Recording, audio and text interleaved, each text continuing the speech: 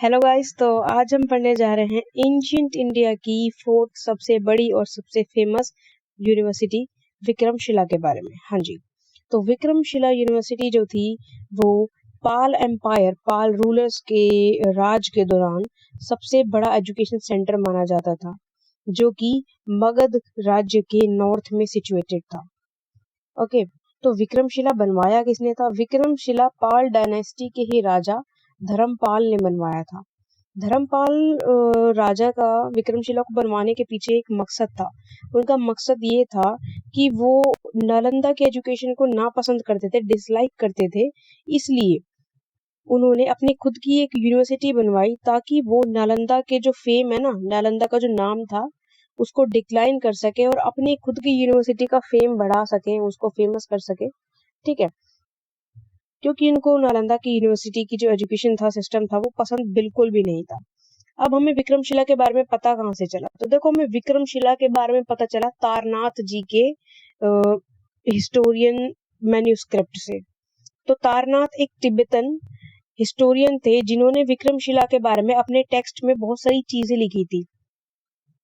तो आज अगर हमें विक्रमशिला के बारे में इतना सब कुछ पता चला है तो उसका कारण है तारनाथ जी, जिन्होंने तिब्बतन टेक्स्ट लिखे थे, तिब्बत में अपने कुछ टेक्स्ट लिखे थे, जिसके बारे में हमें पता चला बहुत सारी यूनिवर्सिटीज के बारे में, जिनमें से एक थी विक्रमशिला। ठीक है, अब उन तिब्बतन सोर्सेस के अकॉर्डिंग क्या क्या लिखा था उन्होंने कि विक्रमशिला में 108 से ज्यादा आचार्य काम करते थे। ठीक है, आचार्य एज लाइक टीचर्स।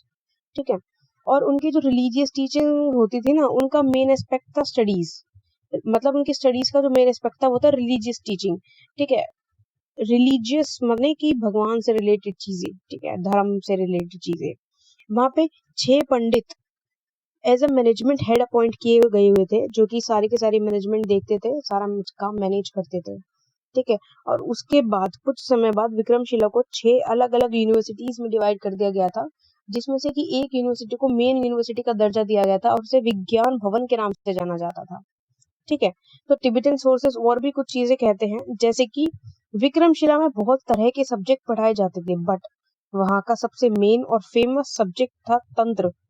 तो देखो, उस समय में ना बुद्धिज्म ईरा में तंत्र या तंत्रिज्म, ये जो सब्जेक्ट था ना, हर यूनिवर्सिटी का एक खास सब्जेक्ट हुआ करता था। ठीक है, और बहुत सारे लोग तंत्र पढ़ने आते थे। और बाकी सब्जेक्ट्स जैसे कि व्याकरण, लॉजिक और कर्मकांड भी यहाँ का एक फेमस सब्जेक्ट था।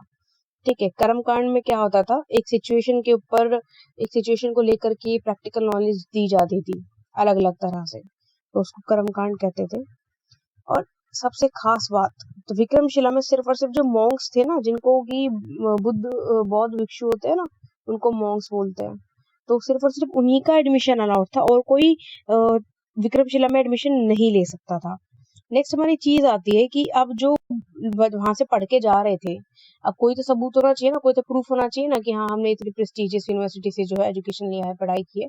जैसे आजकल के लोगों को, बच्चों को डिग्री मिलती है, इस तरीके से उस टाइम पर भी डिग्री मिलती थी। और वो डिग्री बंगाल के किंग, ऑब्वियसली बात है भाई, यूनिवर्सिटी एस्टेब्लिश पाल किंग ने करी है, जो कि बंगाल के राजा थे, तो डिग्री भी वही डिस्ट्रीब्यूट करते थे संवर्तन के समय पर। संवर्तन होता है कॉन्वोकेशन प्रोग्राम, होता है ना कॉलेजेस में, यूनिवर्सिटीज में, तो वहां पर भी उस समय पर संवर्तन का कार्यक्रम होता था, प्रोग्राम होता था, और उसके दौरान ही राजा द्वारा डिग्री बांटी जाती थी। और विक्रमशिला में बुद्धिज्म की महायान फॉर्म को पढ़ाया जाता था। ठीक है, फिर विक्रमशिला को जो है डिस्ट्रॉय कर दिया गया। किसने डिस्ट्रॉय करा? विक्रमशिला को मुगल राजा बख्तियार खिलजी ने डिस्ट्रॉय करा, क्योंकि उनको इसकी जो बिल्डिंग थी वो काफी पसंद आ गई थी और उसने इन बिल्डिंगों को अपने फोर्ट की तरह, अपने किले की तरह इस्तेमाल किया।